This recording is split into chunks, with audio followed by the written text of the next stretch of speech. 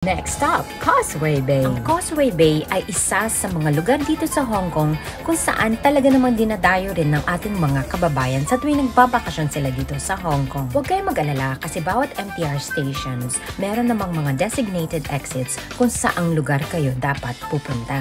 Madali lang mag-commute dito sa Hong Kong, napaka-reliable ng mga MTR stations nila. Dapat nyo lang ayusin ang itinerary ninyo.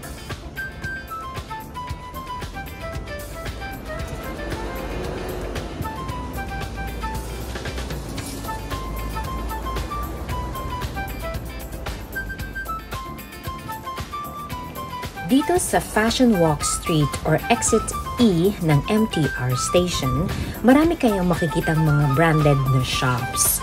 Ngayon, kung didiretsuhin nyo ang Great George Street, makikita nyo sa bandang kaliwa ang IKEA at sa dulo nito ang Victoria Park.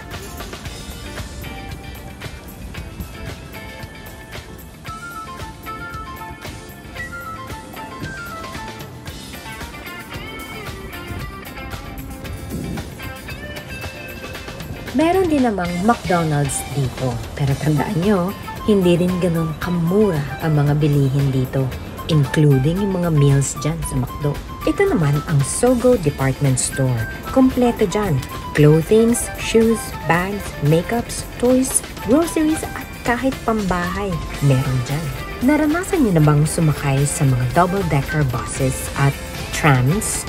Pwede rin kayong sumakay dito, papunta ng Central Station. Dito naman ang Jardins Crescent Street Market. Mas maraming bukas dyan kapag gabi. Katabi naman ito ang Bake House. Masarap din ang mga tinapay dito. Pero medyo mahal din siya kumpara sa ibang mga bakery. Sa tapat naman ito ang Hai San Place. Isa rin niyang magandang mall. At ito pa, kung mahilig kayo sa Cotton On at Uniqlo, Lee Theater Mall ang puntahan ninyo. Pero kung ang hanap nyo ay mga high-end brands, sa Times Square kayo pumunta. Ang Times Square ay merong office tower bukod sa luxurious international stores, restaurants, and cinema. Exit A kung gusto nyong dumiretso sa Times Square Mall from MTR Station. Sa tapat naman ito ang Transformers-themed restaurant na The Ark. Hindi naman siya sobrang espesyal na restaurant, pero kung mahilig kayo sa Transformers, magugustuhan ito. Hanggang sa muli!